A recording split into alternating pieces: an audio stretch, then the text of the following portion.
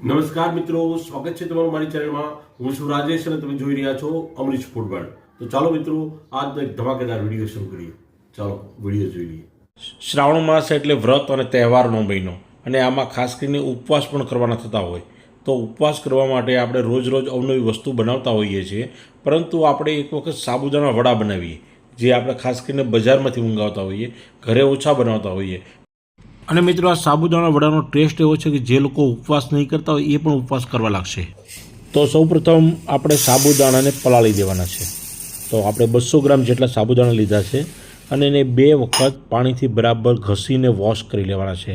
એનો સ્ટાર્ચ બરાબર નીકળી જાય ત્યાં સુધી આપણે એને વોશ કરવાના છે। જો આ સફેદ પાણી દેખાય છે ને, એનો સ્ટાર્ચ બધો કાઢી નાખવાનો છે અને એકદમ પરફેક્ટ વોશ કરી દેવાના છે। 2 વખત ધોઈ લીધા પછી થોડું પાણી એડ કરીશું। સાબુદાણાને જેટલું જ પાણી એડ કરવાનું છે। સાબુદાણાની બહાર પાણી ન નીકળે, પાણી ઓછું રાખવાનું છે અને એને આપણે 3-1 કલાક માટે પલાળીને રાખી દેવાના છે। જો આ રીતે પાણી બિલકુલ દેખાતું નથી, હવે આને આપણે ઢાંકી મૂકી દઈશું અને આપણે 3 કલાક પછી જોઈ લઈશું।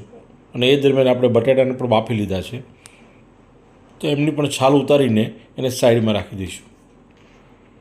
હવે મિત્રો, આપણે શિંગદાણા અંદર એડ કરવાના છે। તો આપણે 200 ગ્રામ શિંગદાણા લીધા છે, 200 ગ્રામ સાબુદાણા છે અને 500 ગ્રામ બટેટા છે। તો શિંગદાણાને પણ શેકી લેવાના છે, ફોતરા કાઢીને એનો દરદરો ભૂકો કરી લેવાનો છે। હવે આપણે સાબુદાણા વડામાં એડ કરવા માટે લીલો મસાલો બનાવી લઈએ। તો એના માટે આપણે ભરપૂર લીલા મરચાં લીધા છે અને સાથે 1 થી 1.5 લીંબુનો રસ, આદું।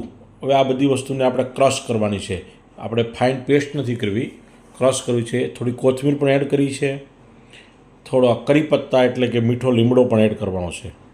આ બધી વસ્તુને ચોપરમાં ક્રશ કરવાનું છે, દરદરું પીસવાનું છે। 1.5 લીંબુનો રસ પણ એડ કરી દીધો છે અને હવે આપણે ક્રશરમાં બધું ક્રશ કરી લઈશું। હવે એક વાસણમાં પહેલાં આપણે શીંગનો ભૂકો એડ કરીશું। આ શીંગને આપણે અગાઉ શેકી લીધી હતી અને એનો દરદરો ભૂકો કરી લીધો છે અને એની અંદર એડ કરીશું પલાળેલા સાબુદાણા। જે 200 ગ્રામ સાબુદાણાને આપણે 3 કલાક માટે પલાળી રાખ્યા હતા। પહેલાં આપણે શીંગની સાથે એટલા માટે એડ કરીએ કે એકદમ સાબુદાણા ડ્રાય થઈ જાય, કે જે પલળી ગયા છે, થોડા થોડા ચીપચીપા હોય ને, તો એ પણ સરસ થઈ જાય, એકદમ ડ્રાય થઈ જાય અને શીંગના ભૂકાનું એનું ઉપર પરફેક્ટ કોટિંગ થઈ જાય। હવે ત્યારબાદ એડ કરીશું 500 ગ્રામ બટેટા।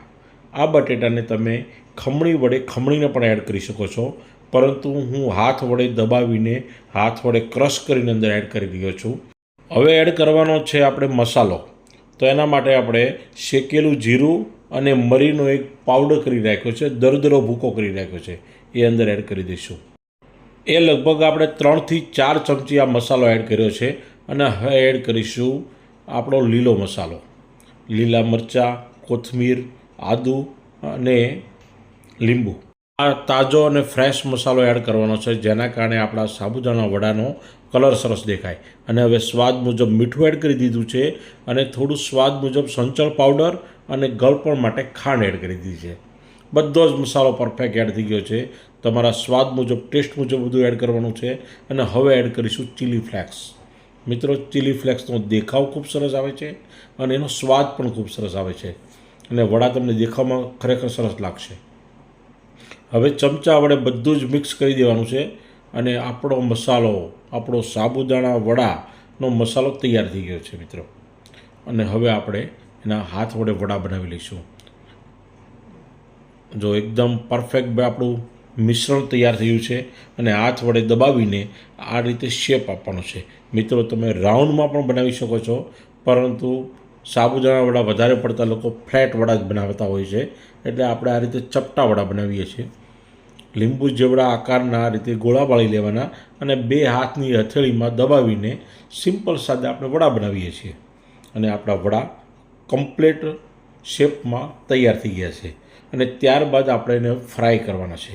ફ્રાય કરવા માટે આપણે મીડિયમ તેલ બાજુના ગેસમાં ગરમ થવા માટે મૂકી દેવાનું। ફરાળી તો ઘણી બધી આઈટમ બને છે, મારી ચેનલ ઉપર ફરાળી આઈટમના ઘણા બધા વિડીયો છે મિત્રો, પરંતુ આજે સાબુદાણા વડાની ઘણા લોકોની ડિમાન્ડ હતી, એટલે હું સાબુદાણાનો વિડીયો અપલોડ કરી રહ્યો છું અને આ સાબુદાણામાં વધારે પડતા લીલા સ્પોટ દેખાય છે કારણ કે આપણે લીલો મસાલો ભરપૂર એડ કર્યો છે. મિત્રો, જ્યારે કોઈ ફરાળી રેસીપી બનાવતા હોય ને ત્યારે દરેક વસ્તુ ફરાળી વાપરવી જોઈએ. એ વસ્તુનો ખાસ ખ્યાલ રાખવો જોઈએ જેથી કોઈનું મન ન દુખાય અને એ ઉપવાસનું સાચું પુણ્ય મળે. તો મિત્રો, આપણે સેંધા નમકનો ઉપયોગ કર્યો છે, બધી જ ફરાળી વસ્તુનો ઉપયોગ કર્યો છે. અને તમારા ઘરે જો મહેમાન આવે ને તમે જો આવા સાબુદાણા બટાટા વડા બનાવશો ને તો મહેમાન ખરેખર ખૂબ જ ઇમ્પ્રેસ થઈ જશે. અને મિત્રો, આ સાબુદાણા બટેટા વડાની સાથે આપણે દહીંવાળી ગ્રીન ચટણી સર્વ કરવાની છે, જે બજારમાં પણ આવી ચટણી આપતા હોય છે અને આવી ચટણી આપણે ઘરે પણ બનાવી શકીએ છીએ. તો મિત્રો, તમને મારો વિડીયો ગમ્યો હોય તો મારા વિડીયોને લાઇક કરજો, વધારે ગમ્યો હોય તો સબસ્ક્રાઈબ કરજો, આથી વધારે ગમ્યો હોય તો તમારા તમામ મિત્રોને આપણો આ વિડીયો શેર કરજો. અને મિત્રો, તમારા ઘરે તમે સાબુદાણા વડા બનાવો તો મને કોમેન્ટ કરી જરૂરથી જણાવજો અને આ દહીંવાળી ચટણી તો ખાસ બનાવજો. મળતા રહીશું નવા વિડીયો સાથે. જય હિન્દ, જય જય ગરવી ગુજરાત.